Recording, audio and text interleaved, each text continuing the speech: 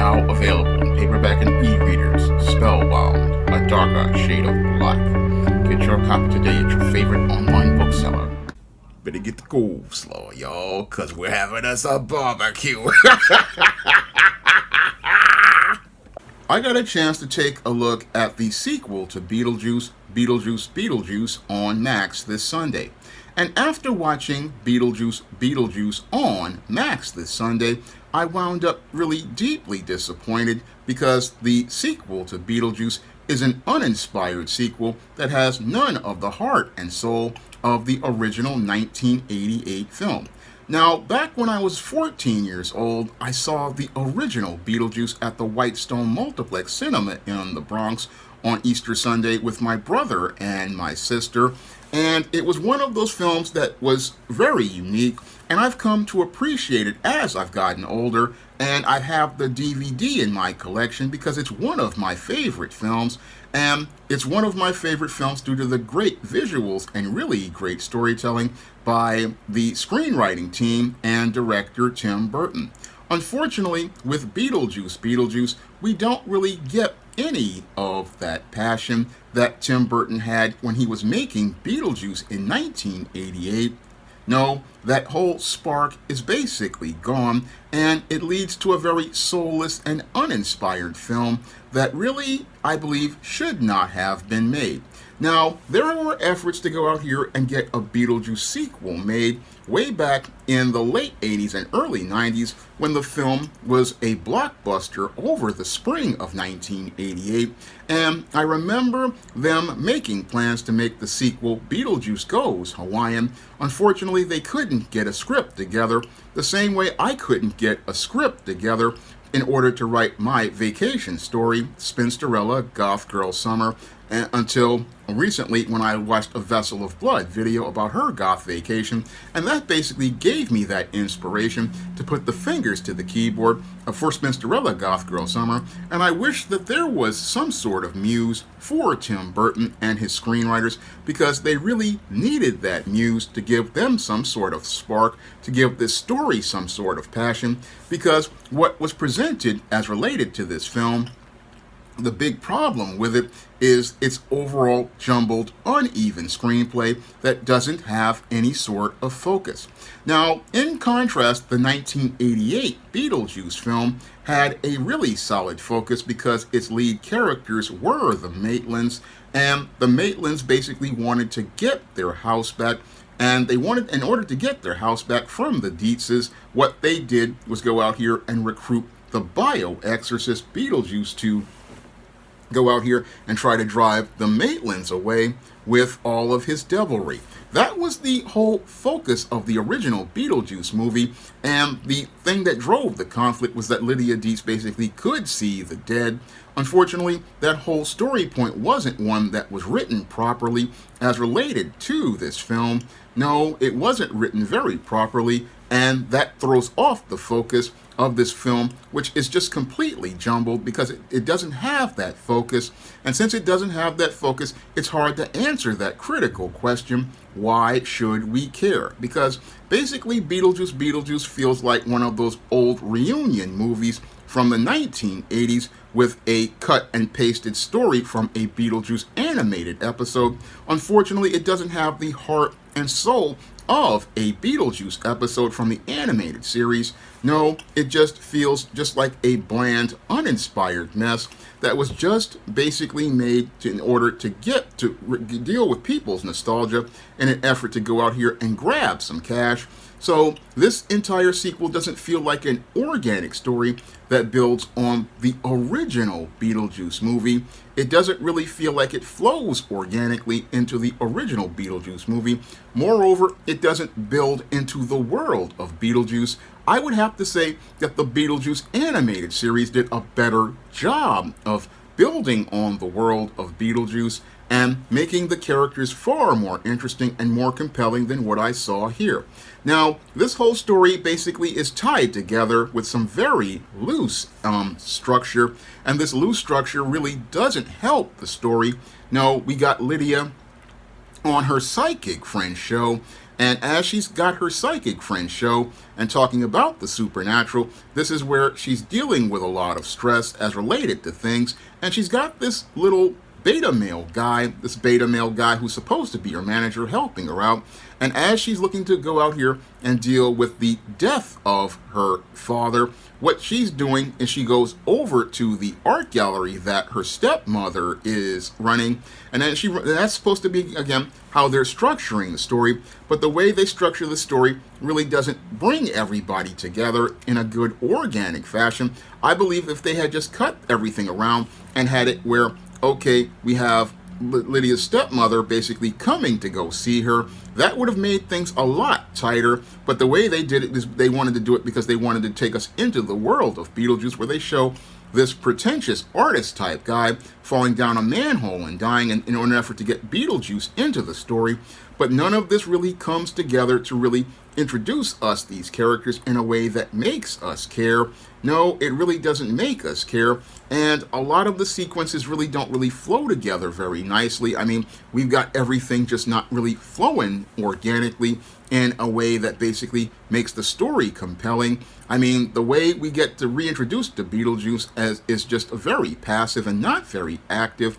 And it all ties around the death of Charles Dietz, and as it ties into the death of Charles Dietz, we get a sequence of him getting eaten by a shark. It just feels contrived and doesn't feel like something organic. And we learn again that Lydia's husband, again, as this is going on, has died, and she's got a daughter, Astrid, at a private school that she needs to go and tell her about this.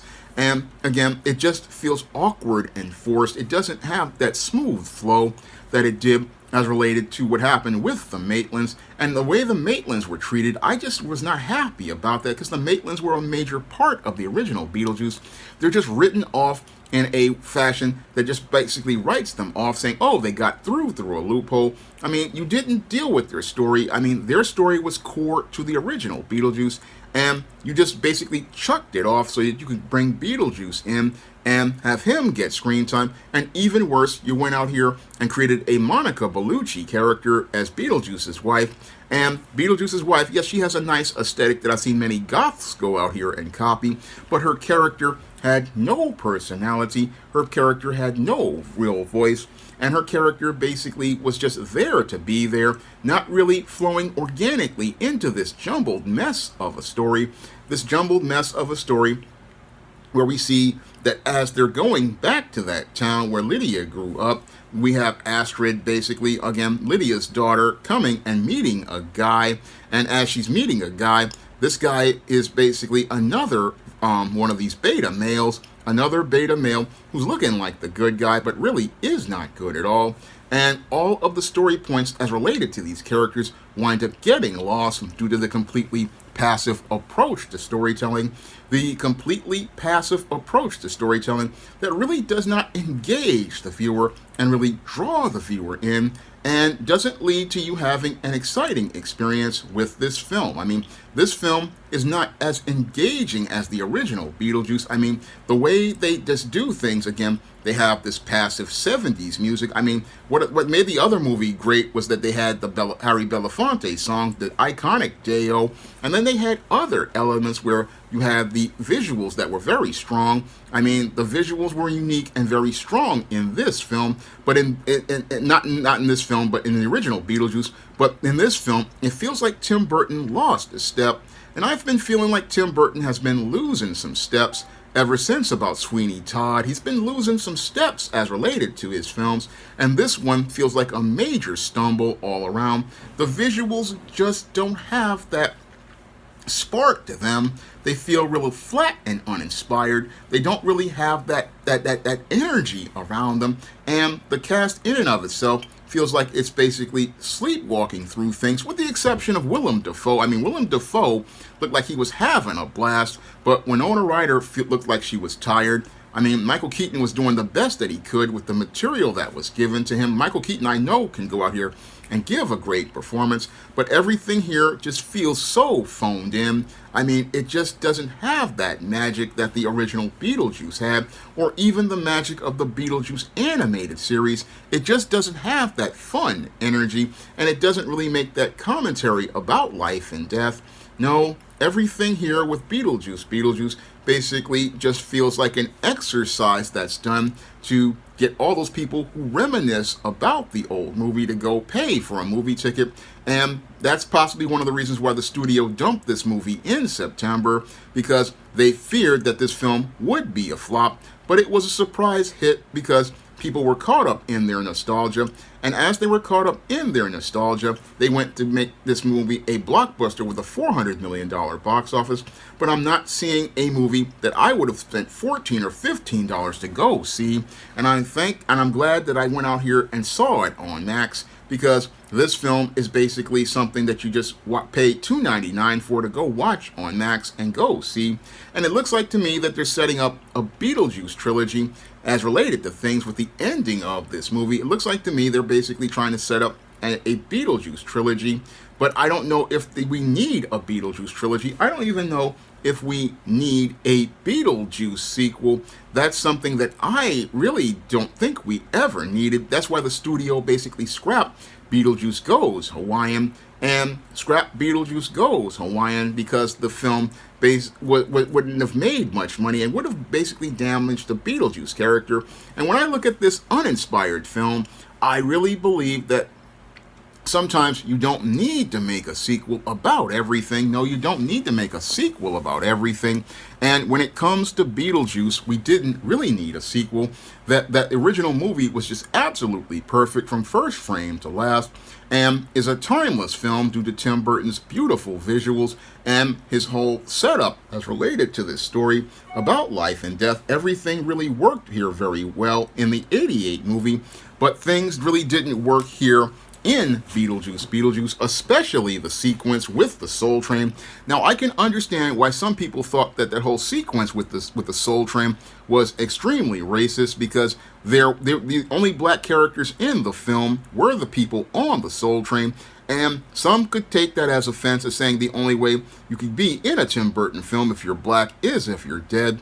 But the whole thing is that the sequence really, it felt disjointed, it felt uneven, because it doesn't really fit into the story of the afterlife, because the whole waiting room sequence in the original Beetlejuice was about telling people, hey, you had to wait a certain time in order to go into the afterlife, and the whole Soul Train sequence really didn't fit into this whole movie. It just felt like it was something cut and pasted into a revision in order to meet the DEI standards. That's what the whole sequence in the Beetlejuice Soul Train sequence felt like. It didn't feel organic, it didn't feel like natural, and it just didn't flow into the movie, just like Monica Bellucci's character, Beetlejuice's wife, didn't flow into the movie. I mean, everything here, you had sequences that did work, but this movie, again, it felt like it was two different movies. Again, it felt completely disjointed, did not have that focus all around, did not have that focus and vision that the original Beetlejuice had, and that's what makes Beetlejuice a complete disappointment for me.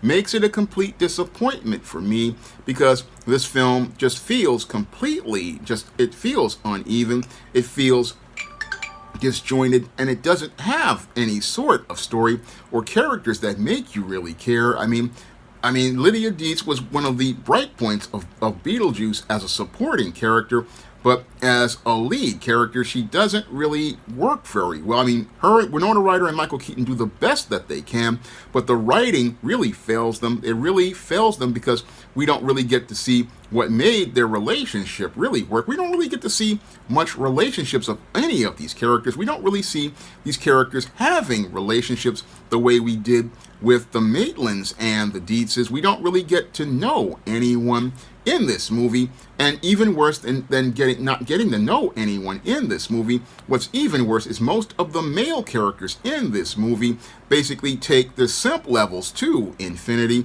I mean, Lydia's manager is one of these beta male simps who's basically looking to pander to her and look to get under her skirt in order to get some money. He's hoping that he can go out here and just again pander to her. And then in contrast, we have Astrid Dietz, Lydia's daughter, being pandered to by another simp, a psycho simp who basically wants to take her soul into the afterlife so that he can go and live again.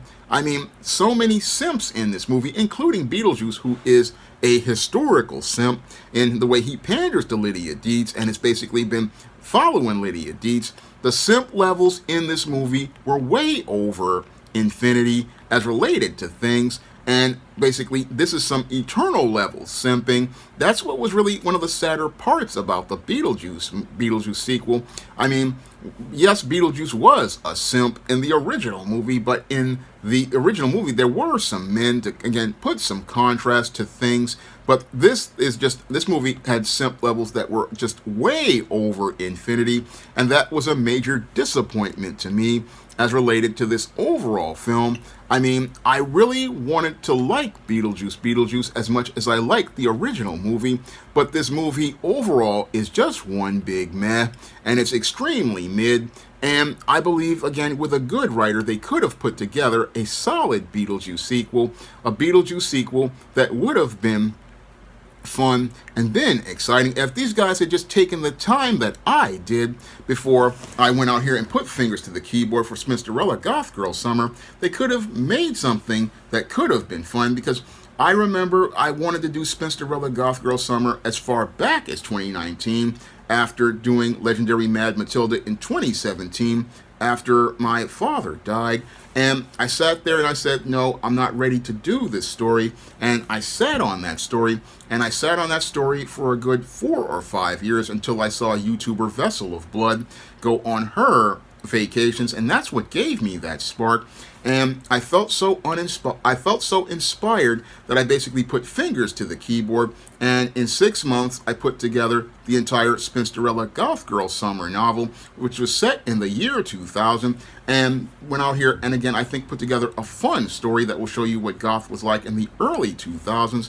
That's what I did because I wanted to go out here and really tell a story that brought the characters to life and showed you where they were at a certain time and show you how their lives were living at that time and really get you to care about things. I took the care because I care about my storytelling, but it's clear to me that the writers here, as related to Beetlejuice didn't really care.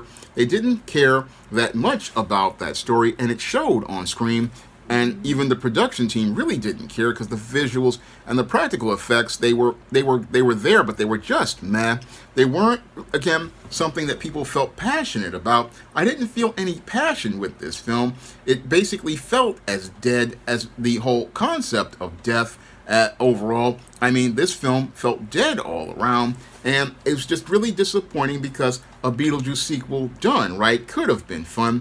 I mean, it would have even been more fun if Lydia were to go out here and, say Candyman in the bedroom mirror 3 times as Beetlejuice is standing there, and he's like talking about he's got competition as related to things, and she's talking about, maybe she wants a taste of chocolate by saying Candyman 3 times. I mean, that could have been a fun little sequence, and it could have been real funny, but the whole thing is that Beetlejuice, it had maybe 1 or 2 moments where I laughed, but the whole thing is that this film didn't really do a good job with the horror comedy, didn't do a good job overall due to the poor execution, and instead of us getting a sequel that would get us compelled to watch the 3rd part of a Beetlejuice trilogy, what we've got is a second movie that basically feels meh, that's going to tend, if they do a 3rd movie, basically lead to this movie ending not on a bang, but on a complete whimper. Now, I have Spinsterella Goth Girl Summer. I'm editing this book right now, and I'm hoping to have it out by 2025, and I'm hoping that you guys pick up Spinsterella Goth Girl Summer when I release it later next year. And I have the other 3 books in the Spinsterella series Spellbound, The Legendary Mad Matilda, and Spinsterella. And all three of those books you can pick up right now on Amazon.com to pick up those parts of Matilda's journey in the goth soul culture, from being a baby bat to being a rebellious rivethead to becoming an elegant elder goth woman. And Spinsterella Goth Girl Summer will show you Matilda in her prime in the year 2000, a year that was a turning point in the goth scene. And if you want to check that book out, you can pick those books up in the Spinsterella series on Amazon.com right now in paperback and Kindle format. You can also find them at other online booksellers like Draft to Digital, Google Play, Barnes & Noble, and big box retailers like Walmart and Target. And if you want to check out some of my other darkly inclined fiction on the SJS Direct imprint, you can pick up my books in the ISIS series like ISIS Bride of Dracula, ISIS Escape from Transylvania, and ISIS Night of the Vampires, and books like Esteem Horror in the Hamptons and Horror of the Hyena Woman, and many of the John Haynes series books which deal with the supernatural like Dark Succubus. You can find those books and my vampire novel Eternal Night on Amazon.com in paperback and Kindle format. You can also find them at other online booksellers like Draft to Digital, Google Play, Barnes & Noble, and big box retailers like Walmart and Target. And if you want to help me to be able to continue to do more film and TV reviews and be able to pay for those streaming services, or to be able to keep the internet going, you can drop a donation to the Patreon, the PayPal, or the Cash App by clicking the links in the description box. That's all I have to say for this video. You can comment, rate, and subscribe. Now available in paperback at e-readers, Isis, Dark Incubus. The goddess next door gets enthralled in a romantic entanglement with an evil incubus in this all-new Isis series adventure. Get your copy of Isis, Dark Incubus in paperback and e-readers today. Now available in paperback and e-readers, Esteem Horror in the Hamptons. The aspiring angel tries to escape a house of horrors in this action-packed, all-new Esteem series adventure. Get your copy of Esteem Horror in the Hamptons in paperback and e-readers at online booksellers everywhere. Now available in paperback and Kindle, Vampires Stalk the Darkness of the Eternal Night. Get your copy of Eternal Night in paperback and Kindle on Amazon.com. Support Black-owned and Black-operated digital broadcast media. www.niceradionetwork.com. Nice Radio Network, broadcasting 24 hours a day, 7 days a week.